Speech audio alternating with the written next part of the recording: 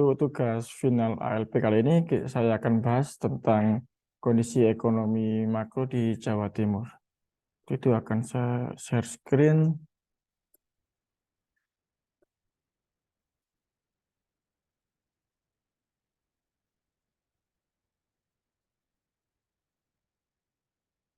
Itu pertumbuhan ekonomi daerah perekonomian Jawa Timur pada tahun 2021 yang diukur berdasarkan PDRB atas dasar harga berlaku mencapai 2.454,50 triliun.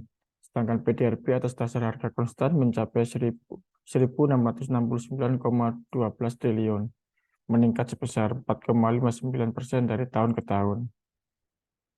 Di sektor pajak daerah selama 2021, realisasi pendapatan asli daerah Provinsi Jawa Timur yang berasal dari pajak daerah dan retribusi daerah mencapai 15.426 triliun dan sudah melampaui target awal yaitu 14.248 triliun.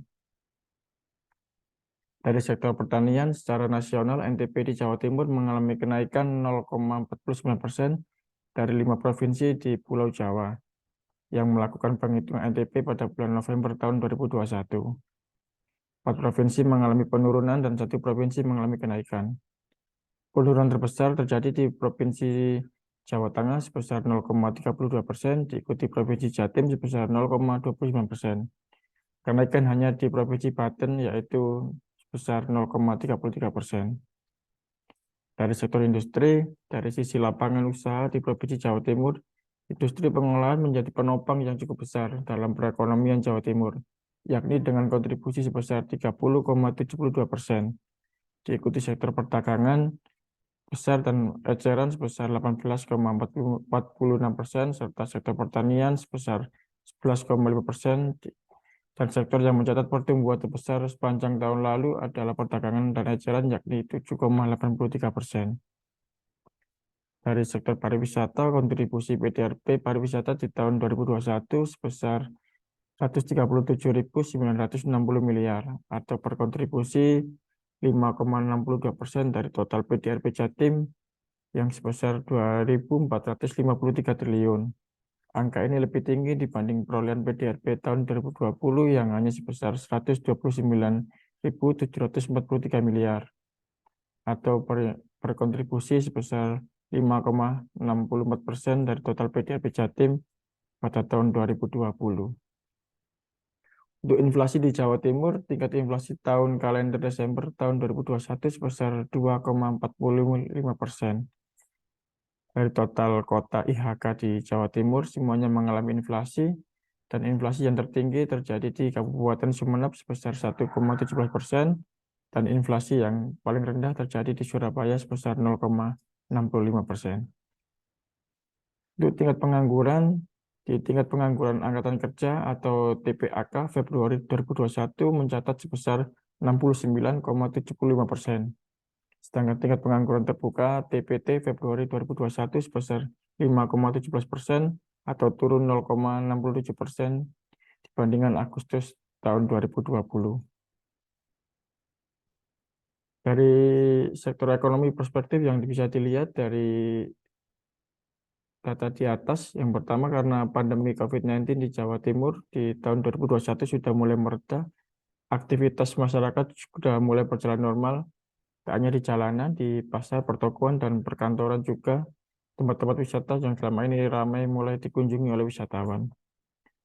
Meredanya situasi pandemi virus COVID di Jawa Timur berimbas pada berbagai sektor ekonomi, tak terkecuali sektor pariwisata dan UMKM di Jawa Timur.